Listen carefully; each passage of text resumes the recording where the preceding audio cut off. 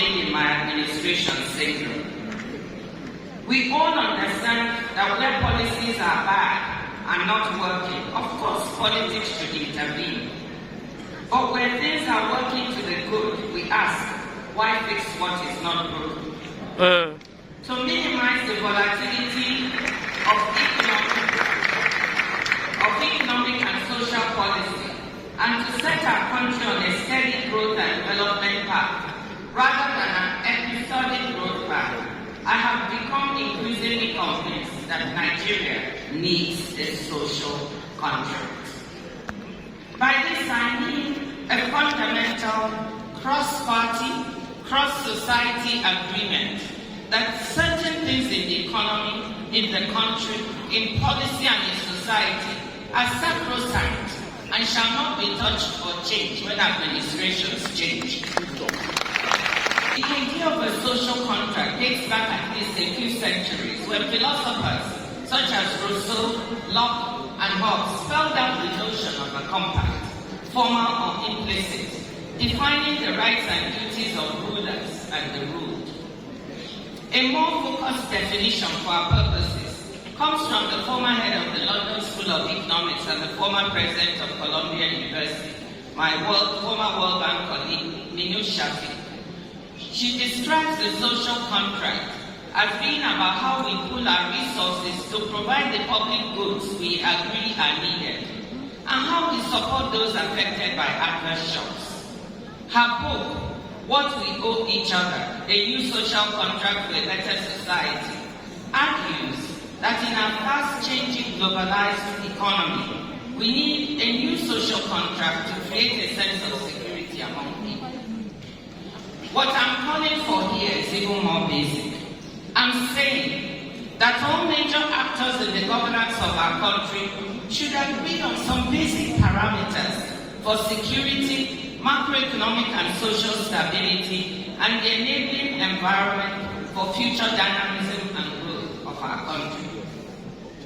Once agreed, these parameters and policies should be institutionalized or enshrined in law, or even be made part of our constitution, not to be tampered with, except perhaps through a national referendum involving the entire country and society.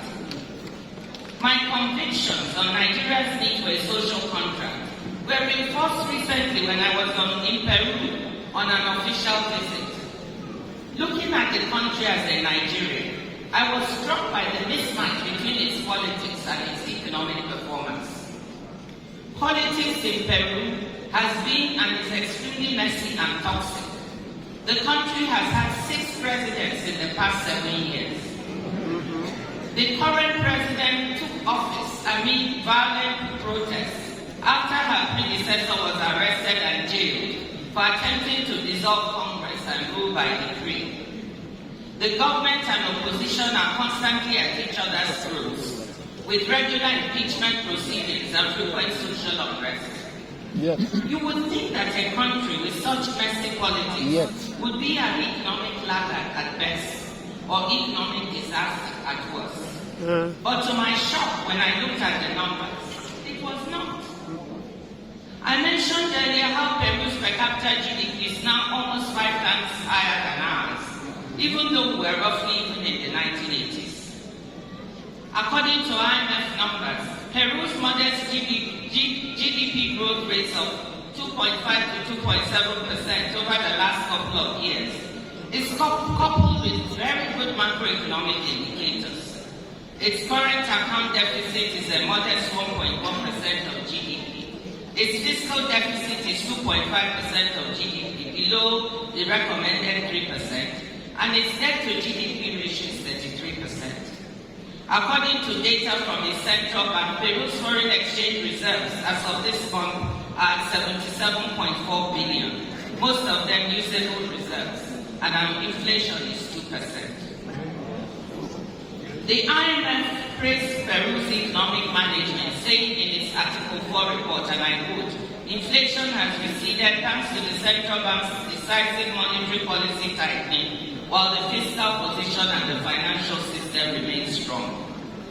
With respect to macroeconomic fragility, Peru has ample buffers to cope with adverse shocks, including relatively low public debt, abundant international reserves, and access to international capital markets on favorable terms, unquote.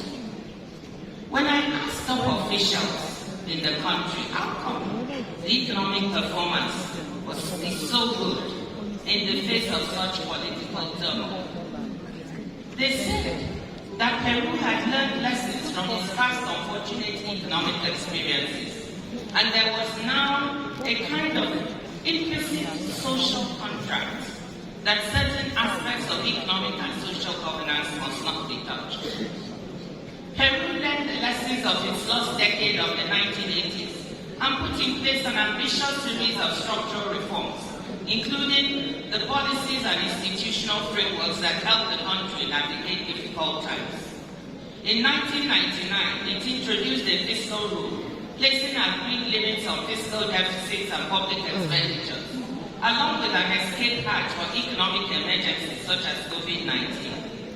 Certain forms of expenditures for social goods, infrastructure maintenance, and security were exempted from the fiscal rule, but managed transparently.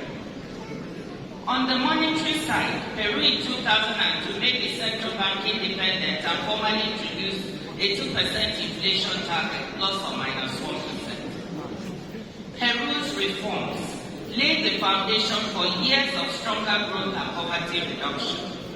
Even though growth lost speed after 2014 amid declining mining prices and slowing external demand, per capita incomes increased by a factor of 3.5 in the 20 years after 2002, lifting the country to upper middle income status.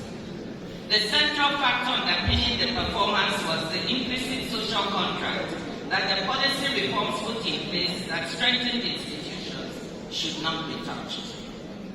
For us as Nigerians, the real surprise must be that Peru's different political parties, for all their vicious opposition to each other, broadly supported the hard-won structural reforms and honored the fiscal and monetary policy frameworks when in power. They accepted that certain things should be respected for the good of the country and should not be played with, no matter how rough the politics. That cross-party commitment to strong macroeconomic foundations is something we need in Nigeria. During President Obasanjo's second term, we carried out strong structural reforms very similar to Peru's. A $30 billion external debt was cleared, that was mentioned earlier. The central bank was made independent. The multiple exchange rate regime became a thing of the past as a flexible, rational managed note regime was put in place. An oil price-based fiscal rule was also put in place, along with a medium-term expenditure framework, leading to a strong accumulation of savings and foreign exchange reserves. We discussed and observed notional guidelines to enable sustainable debt levels, with a target for debt to GDP ratio not to exceed 33%. Actual debt to GDP and debt service to revenue numbers were far below these notional guidelines. These policies were maintained under subsequent administrations of Yar'Adua and Jonathan, and even more reforms were carried out to strengthen and modernize the economy. Strong social safety nets were built, well-targeted social programs such as Shopee, You Win, and Saving 1 Million Lives, the latter targeting pregnant women and children. Am I saying that these administrations were perfect? Of course not. They had their problems, imperfections, and challenges. And as a finance minister, I was part of struggling with those challenges. But there was a consistency of policy that led to the economic numbers. So I've never been able to agree to stick to a common set of principles and policies that deliver on a consistent basis for citizens, irrespective of ethnic group or political persuasion. And big civil society groups like the NBA have not been able to hold politicians accountable, and I'm not going to flatter you. Because segments of our legal system have also become beholden to those same politicians to do the right thing. Instead of fighting over who gets what share of an ever smaller cake, it's about time this country had a meeting of all parties to agree a social contract that can help us focus on baking a larger cake.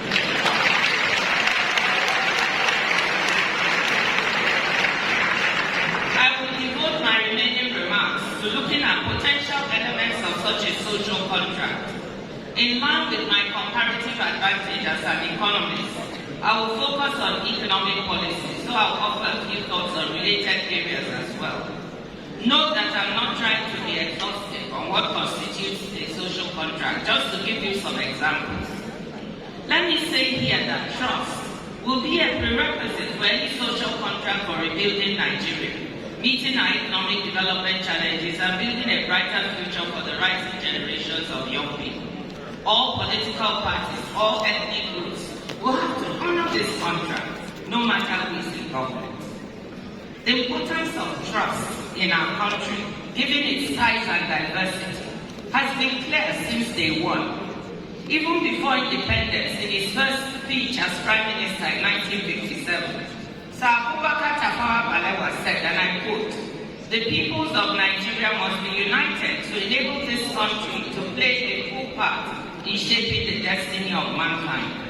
It is the duty of all of us to work for unity and encourage members of all our communities to live together in peace and harmony.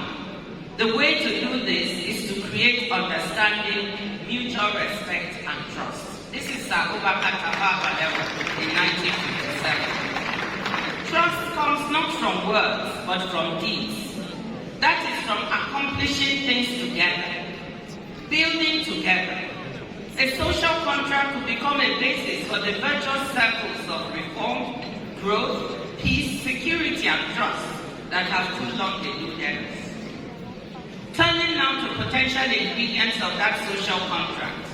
The first element should be a shared understanding that we must prioritize the security of lives, property, and national assets. We cannot have economic or social development without security. And we certainly cannot have security without development. We all know that. Security has been weaponized in our country for political purposes by political actors, leading partly to the difficult situation we have now. We have politicians who believe that the best way to make their opponents look bad is to instigate insecurity, making it look like they can't cover, regardless of whether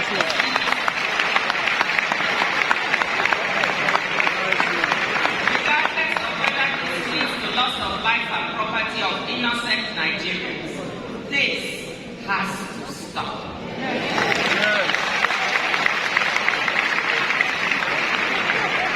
A second aspect of security relates to security of national assets.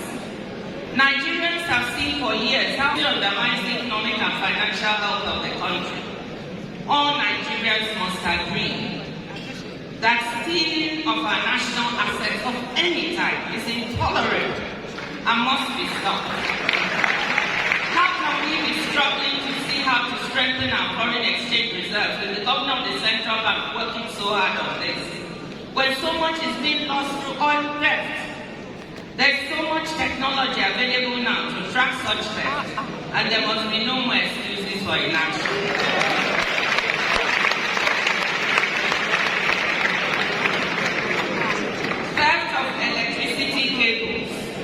Is another rampant and very dangerous form of pilfering of national assets. I can share two personal experiences.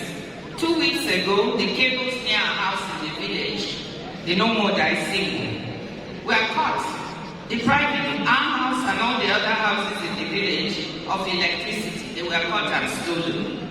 Yesterday, my husband called me from Abuja that there had been a major explosion near his clinic in Warepa. And what was it? Some people cut the cables linked to the transformer and the transformer exploded. They barely escaped with their lives. This kind of taking and stealing of national assets is unbelievably dangerous for those in the bigger picture that leads people to do this. I'm pleading with all Nigerians that this has to stop. It's even endangering your own life to engage in this type of act. The second element of the social contract involves the basic organs of the economy.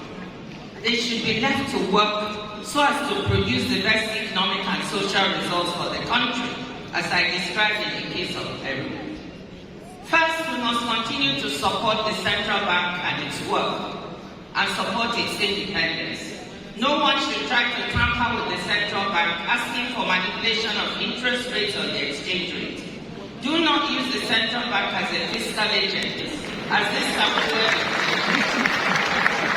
Fundamental fiscal and financial rules should be respected once they are on the books.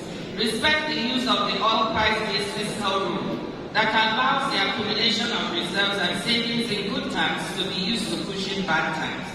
Respect the agreed budget deficit. Keep it as close to 3% of GDP as possible. Limit non-transparent extra budgetary spending. Spend through the budget. Stick to transparency of back allocations at state and federal budgets so that citizens have a clear view of how their money is being spent. Do not exceed sensible limits for public debt as a percent of GDP. For an economy at Nigeria's stage of development and given its vulnerability, debt to GDP ratios should remain well below 40%. Debt service to revenue, we should strive not to exceed 33%. So as not to crowd out operational and capital expenditures. Budget on the basis of a medium-term expenditure framework so as to provide a sound, forward-looking platform for economic and budget management. Create an investment-friendly business environment, cutting down on bureaucracy, licensing and policy uncertainty to encourage the domestic and foreign private sector to invest and remain in Nigeria. Respect of the above will ensure a sound macroeconomic framework with core economic management working on an objective basis to become a foundation for investment and employment. The third element of the social contract is provision of basic infrastructure services and a social safety net to catch segments of society that are super vulnerable. What is required is ongoing investment in and maintenance of the country's basic infrastructure assets for electricity, water, roads, and telecommunications. Nigerians don't expect much from government. We are used to sometimes being our own local government.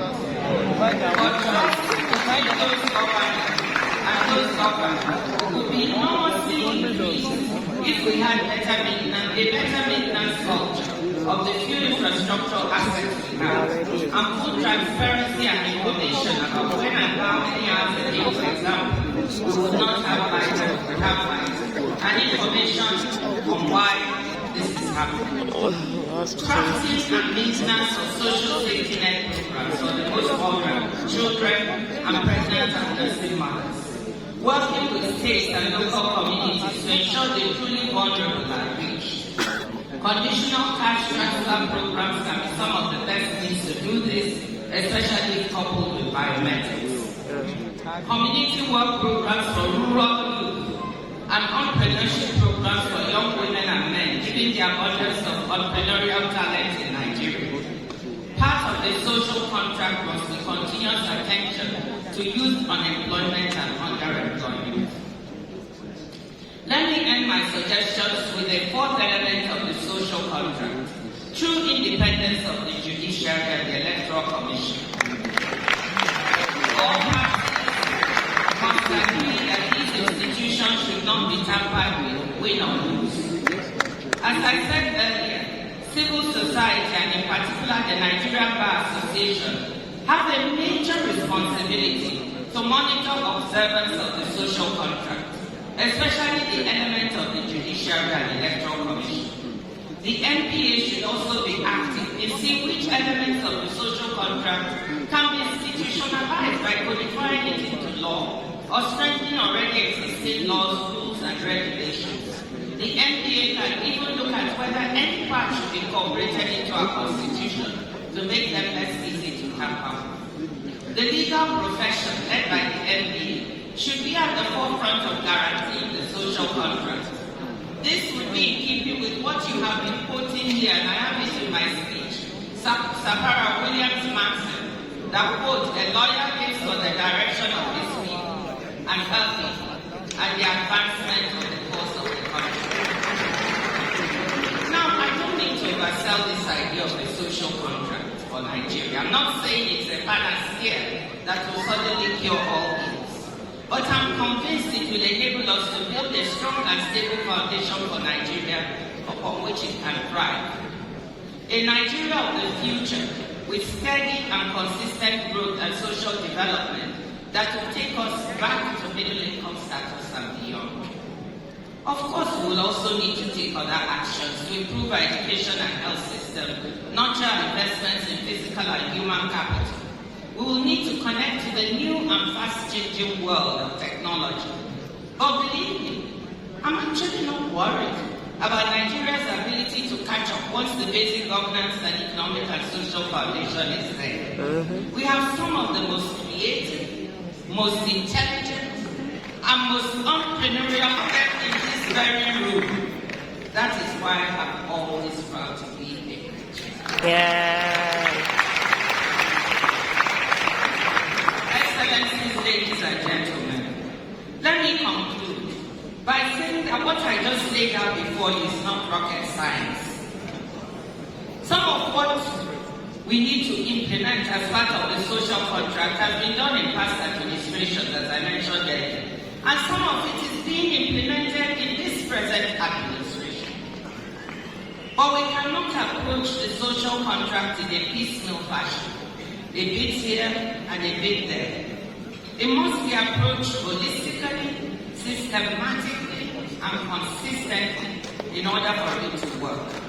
All political parties and politicians, all Nigerians must agree that these elements we identify and others to be added as forming the social contract must be respected by all who govern, no matter their politics, for the good of those they govern. You, the NBA, the biggest gathering of lawyers in the world, the largest, most influential civil society organization in Nigeria, you bear a heavy responsibility to advocate for and ensure that this social contract comes about. My question to you is, are you ready? Thank you, ladies.